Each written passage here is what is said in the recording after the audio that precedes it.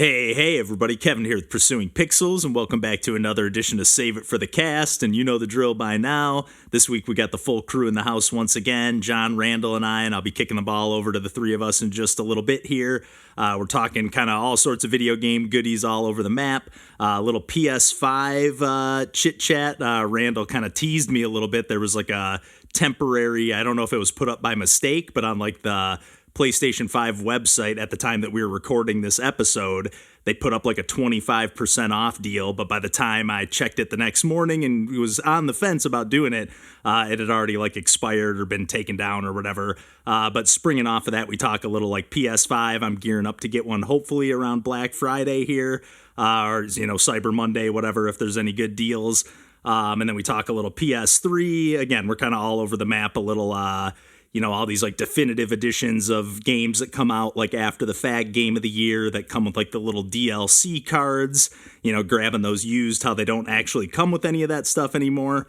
So yeah, just all over the map with the video games chit chat. And like I said, yeah, I'll kick it over to the three of us here in just a little bit. But yeah, on to some of the stuff that I've been playing lately. I figured I'd kind of highlight a handful of games that I've been firing up here on Steam that I've grabbed for $3 or less, or in a couple cases, the developers were kind enough to send a copy our way, or actually in one case, I actually grabbed it through like Amazon Prime games, or I think they call it like Luna games now, but I've been meaning to record a video for this game for a while, so I guess I'll just kick it off with that one here. The game is called Spitkiss. All one word, and it looks like it was potentially originally developed for mobile, and I feel like it would actually control pretty well on mobile, although I'm playing it on PC here with like a full, gamepad controls and everything like that.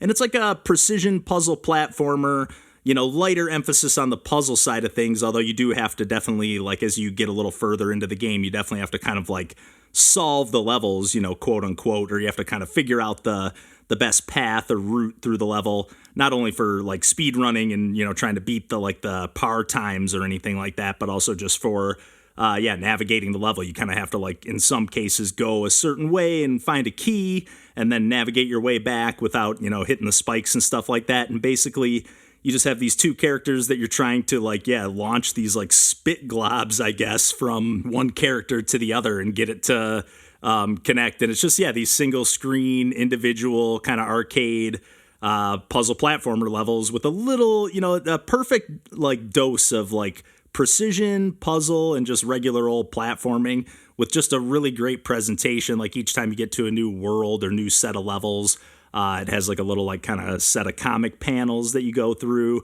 and it's nothing crazy on the story or anything like that, but I just really, really love the art style, and the more I played of it, the more I was like, oh, they're introducing even another new mechanic, like the way you fling the spit glob along the walls or whatever, and you kind of can just do like these wall jumps, but you also will like slide along the walls or even along the ceiling or the floor or whatever surface that you happen to launch yourself into, so you can like time your next jump. And then they have like in Celeste fashion, like another like gem you can collect to then allow you to double jump mid-air as opposed to having to wait until you hit another surface. It's just a really, really cool game that I'm having a lot of fun with. And yeah, grabbed for free via Amazon Prime and would have had no idea that it even existed otherwise. And then, onto another game that I guess, that the developer was kind enough to send our way. Although this is, again, all these games here are $3. This game's called Asteroid Drift, and it's just like a, not single screen, but like these like super simplistic, like think like, late 70s or early 80s arcade games where everything's like not necessarily vector graphics, or I don't know if that's the right term, but it's just got these really simplistic, like everything's just like a line, and the gameplay reminds me a lot of the game Fly Wrench, if you're familiar with that one by chance. But basically you have this like little spaceship, and then you have like a thrust button, and then you just steer the ship with like tank controls left and right, and then you just have to navigate your way to the end of the stage. And it's kind of like a racing game, sort of, although you're not actually racing anything but the clock. But it's just like a really, really addictive game that I got to a certain point. I think I played like 9 or 10 stages, and I was like, okay, I'm already hitting a wall here, and I just needed to maybe consider remapping the controls, because on the controller that I was using, with that thrust, you kind of want to like feather it, but on the R2 trigger that it was, default mapped to, On my 8-bit DOE controller, it kind of has like the PS4 or PS5 style triggers that have like a little bit of like a spring-loaded nature to them.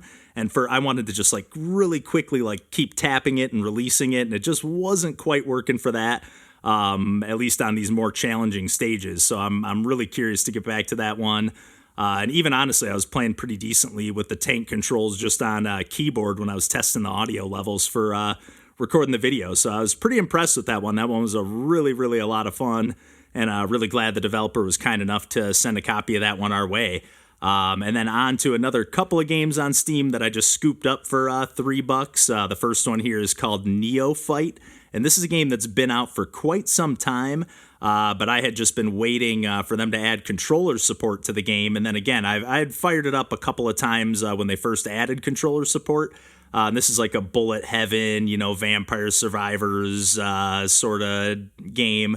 Very much, just like fire up another run, collect whatever your different power-ups. You can have up to 4 different like abilities. You start off with 2, but then you can unlock more as the run goes on. And my only, I wouldn't even say gripe with the game, but like the runs just seem like they can last quite a while, especially if you already know what you're doing and you've unlocked quite a few things. Like I wish there was a way to like maybe start on like a, on level 5 or something like that with all 4 of your abilities unlocked or something like that, just to be like, okay, I know I'm going to be able to get to this point every time essentially. But nevertheless, I really love the pixel art. It's got this really striking, like smooth, almost like high-res pixel art aesthetic that I just really like. And just the way that you can like stack these spells and combine them, and just you have like just a regular dash, and then otherwise, you're just kind of juggling all 4 of your abilities on their cooldowns, and along with your like mana pool and stuff like that. And it's just like you're in this like tiny little dungeon. There's really not that much to the gameplay, but there's just something about the whole package that really keeps me coming back. I really am having a lot of fun with that one, and really glad they added some controller support after the couple of years or handful of years that it's been out here. And then the last game I wanted to give a quick shout out to, and actually this game is not $3, it's actually 100% free. It's called Evil Egg, and this game is just absolutely incredible. There's another game that I gave a shout out to a handful of times over the years on the podcast called Saturn DX, which is very much like a Robotron-inspired shoot 'em up, and this is very much in that same vein. It's just kind of like an endless arcade, single screen, I guess roguelike sort of, and every time you clear a screen, you just have to, you're presented with like, it's like almost like a dungeon crawler, like Zelda style. Like you're presented with like, one of, I think 3 rooms that you can pick from, and it kind of shows you what's going to be in that room, the different enemies and the different challenges, although it doesn't tell you anything. Like there's no words, it's just a bunch of symbols, but the more you play, you're like, okay, I know what that enemy is, I want to avoid that. Or it does say like high score, so it's like, okay, maybe I can go here to rack up some extra points or something like that. But this is a game that I fired up, and I was just immediately addicted to this one, again in the same way that I was with that Saturn DX. I just really love these, like, I don't know, ZX or ZX Spectrum inspired, or just super old school PC or arcade inspired pixel art. It's just got that neon, just bright flashing lights, like definitely a seizure warning here for sure. But just the presentation and like the sense of mystery with the way you get with like a lot of these roguelikes these days, or I guess all along ever since the first one, where there's just that sense of mystery of like, I don't know what this power up is going to do, or I just have to play and kind of poke around and figure out what this enemy does, or what its behavior is, or how it reacts to this type of weapon. It doesn't get not quite that deep with this. I think there's just a handful of different weapons that are just more powerful and stuff like that. But for a free game, it's just absolutely absurd how polished this is. And I just can't recommend checking it out enough. But yeah, I think I've done more than enough rambling here. So yeah, I'll kick it over to John, Randall, and I for a little more chit chat. Hopefully you didn't hear a little bit of background noise here. I feel like I can hear some like music and cars and whatnot ramping up in the background. I usually try to record these intros like first thing in the morning, but today I didn't get around to it until like a little bit later here in the afternoon on Sunday. So yeah, again, hopefully there's not too much background noise here. And yeah, without further ado, I'll kick it over to John, Randall, and I for some more video games chit chat. And yeah, until next week, we'll catch you then, and take care.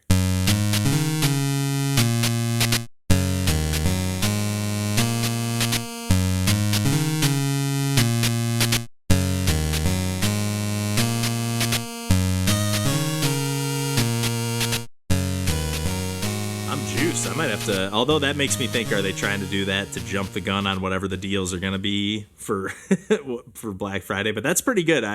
Because I was ready to buy it at $450 when they had that like Astrobot bundle that came with like the digital game, which that doesn't matter to me anyways, because I would end up buying the physical copy of the game down the road at some point.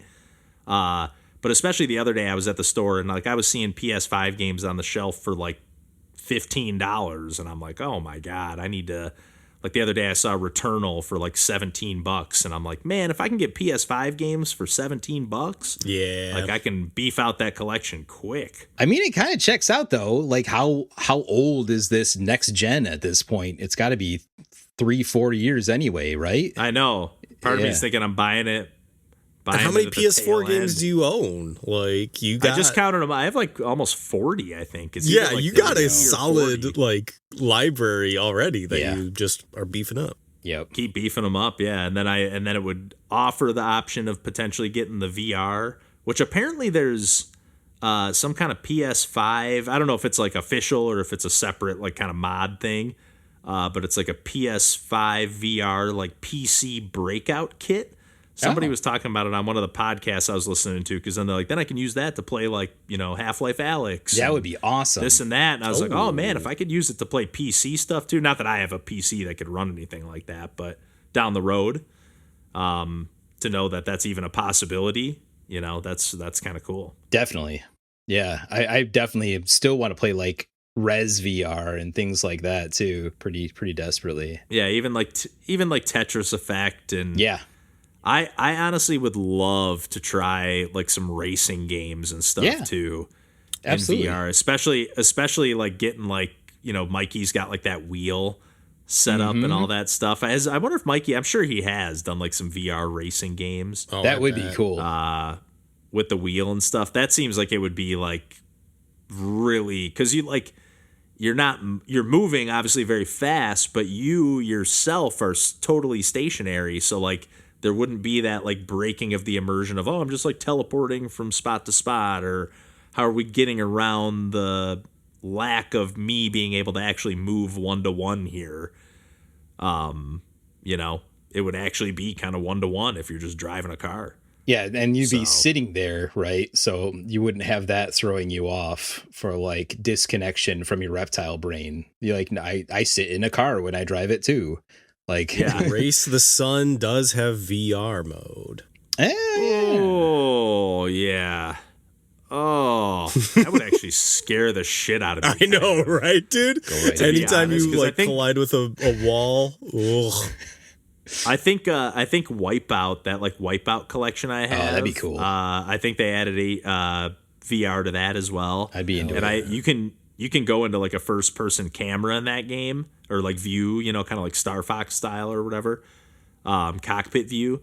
And that is a little terrifying, like even not being in VR, just like, just staring at the screen, and just that sense of speed goes up so quickly the closer you get to like the cockpit view. Because like if the further you pull back that camera, the less fast it feels like you're going, Right. And then you put it right into your eye sockets, and it's like, okay, this is like, I'm zooming. Ooh, there was a spiritual successor to Wipeout called Redout. Oh, yeah. I think that's on Switch. I think they actually made a sequel or something to that. That was like one of the first games on Switch 2. It's called like sense. Fast. No. Yeah. It's something similar, though. It was one of the first games on Switch was a game that was a lot like that, too. It was like Fast RMX or something like that. And then I think they made like a sequel to that for Switch 2. That sounds right. Like, not every game has to be like $70. It was like a $20, but like, full taking advantage of the Switch 2 kind of thing. I'm sticking to my guns that I'm going to hold out for a hypothetical VR bundle that'll probably never come, because Sony's not even like putting that on the forefront anymore. But you mean like console and VR bundled together? Yeah. Yeah. get a good price on both, sort of thing. You think that'd be something that they would at least like offer? Well, maybe you could do it on. Maybe you could use that coupon code on both, 25% off the console and the VR. Yeah, I'm curious to know what that extends to. That would be kind of sweet. Yeah. Oh, you got me tempted right now. I was ready to buy a PS5 the other day, man. I actually almost ordered on Amazon, just like new. The Resident Evil 2 and 3 remakes are both just like $19. Nice. And the Resident Evil 4, like the remake, yeah, baby, is also $19. I was like, that seems like a pretty good price for just brand new, definitely unopened PS5 games of high caliber, you know. And I was wrong. I looked it up. We're going on about 5 years of these consoles being out in the quote unquote next generation. They came out in 2020, at the end of 2020. So, yeah. Might need to wait for that PS6, man, at this point. Jeez, oh, Pete's. I thought about that too, but, you know, who knows? Yeah, if I can get a good price, though, because I wouldn't mind, especially now that my PS4, even standing up now, it's getting a little finicky again on the disc reading. So, got to give it a few love taps again.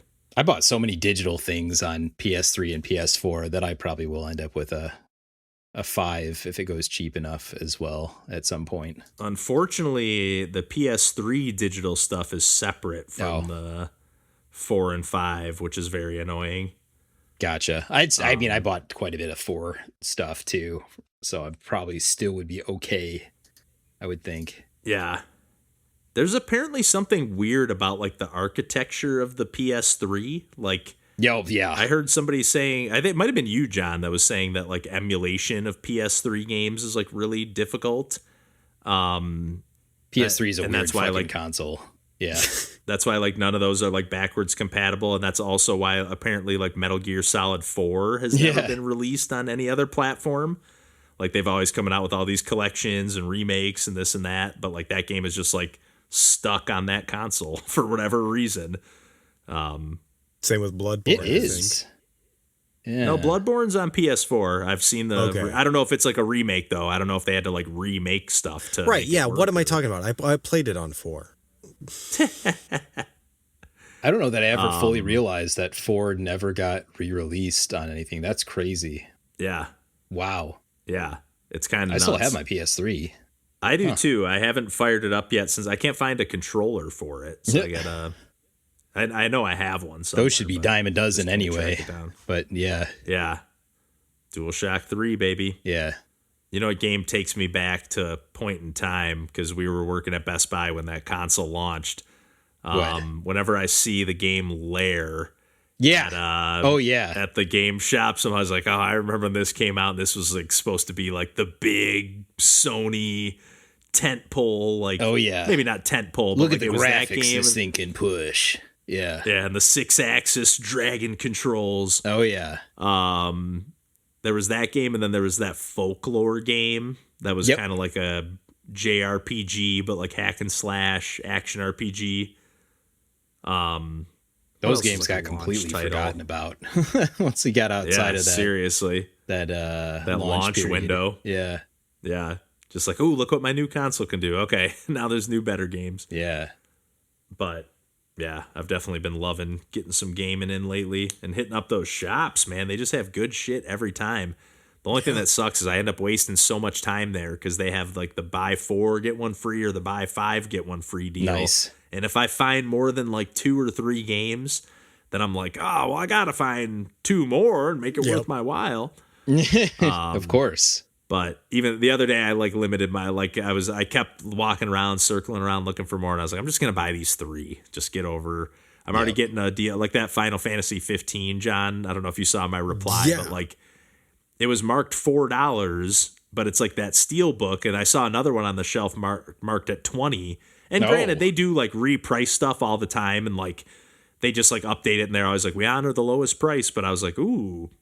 $3.99. I'm bringing this up to the front. Yeah, that's a no-brainer.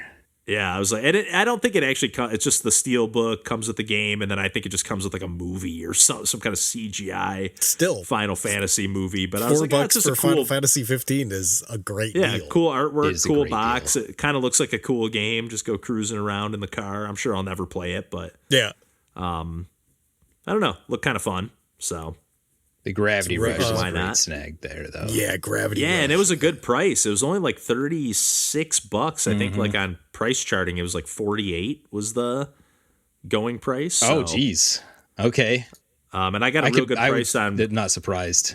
I got a real good price on Gravity Rush 2 as well, and I'm so glad I found this one too because I remember they had Gravity Rush 1 and 2, but I kept the one copy they had of 1 at the time when I bought 2 was like just a little scuffed up. It just wasn't up to my standard, even though it would have been fine. Right. But I was just like, I'm not going to buy both these right now. I'm just going to get 2 because this one's like a perfect copy.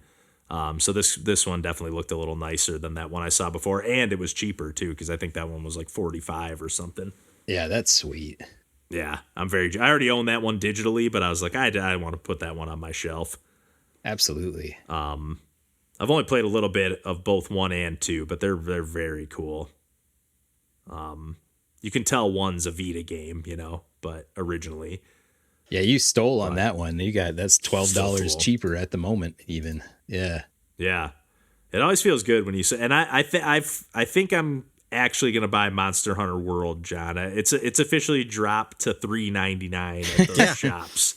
So at this point, it's like, yeah, if I'm gonna buy Final Fantasy 15, I should probably buy Monster Hunter World as well for $4. Boot it up for 10 minutes, be so frustrated by how clunky it controls, and then put it away.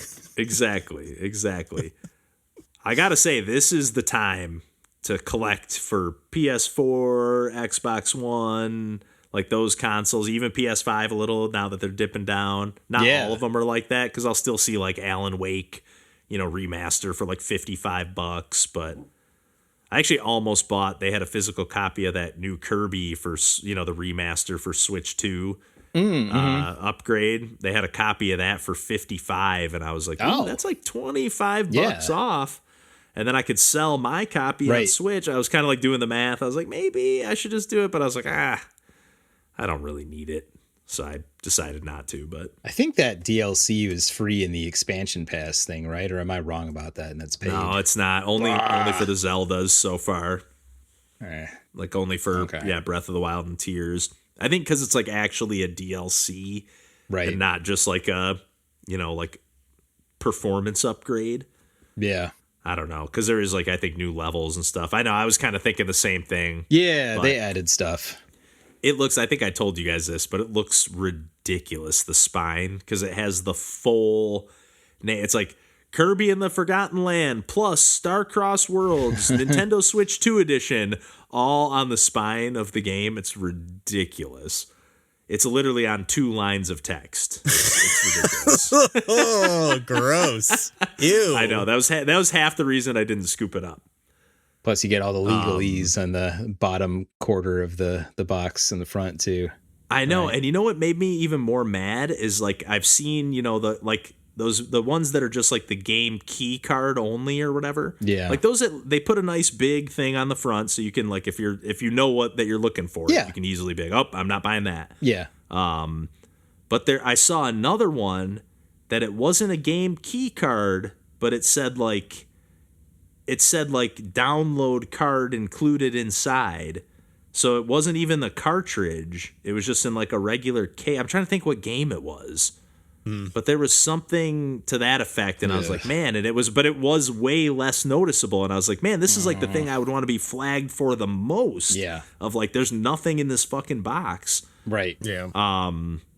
Yeah, because I almost bought they had a copy of Street Fighter V Arcade Edition, but then it's all those, every time they do those deluxe editions of a PS4 game or whatever, I think I said PS5, but PS4.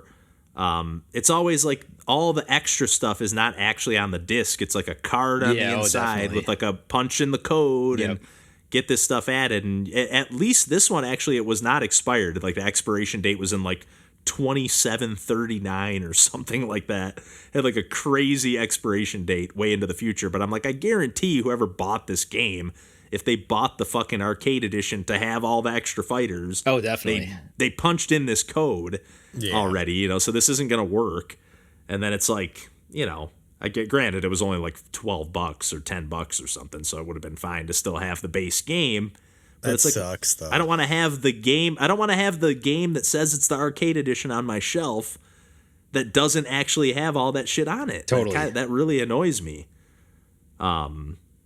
It's just so cheap. I don't mind if it's like bonus stuff, but if it's like the actual like the Alien, I got that Alien Isolation like Nostromo edition on PS4. And it's like that. It's like, and I didn't care. I looked at what it was and I was like, it's just a bunch of shit that I don't really care about. I'm probably never going to play this game anyways, let alone play the DLC. So, but nonetheless, it's like annoying that like I have the Nostromo edition, but I actually just have the base game, you know? Yep. So it is. It's a little disheartening that way. Yeah. Like, It's what's just, the I point don't of know. that? Like at least those game key cards, at least while the shop is live, you can theoretically swap them and, you know, let someone borrow it or whatever. It's a but eventually it's shareable gonna license in a sense anyway. Yeah.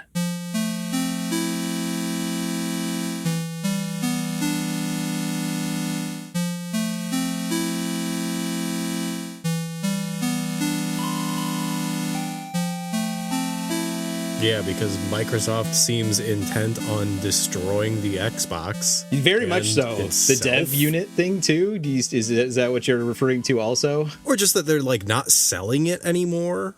Like, I know they're it's not pulling- available. Like speaking of like Costco, it's not on sale. Nothing for Xbox is on sale there and other retailers. And now Really? they're upping the price of the dev unit for developers to make Xbox games by like a factor of like 30% It's like, oh my God. Do they want to tank it on purpose just because they want out of this and this is the way they do it? I don't know, but it feels bad.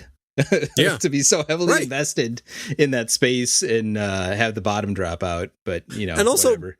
by all accounts, have it be a successful, good system. Like, yes, it's super solid. Yeah, it seems like almost like another Dreamcast happening. Like watching a like solid system with a ton of like support just like be fucked over by people who are managing it. Yes, it is. It definitely is that. And like the Dreamcast, it's getting absolutely trounced by Sony. So, you know,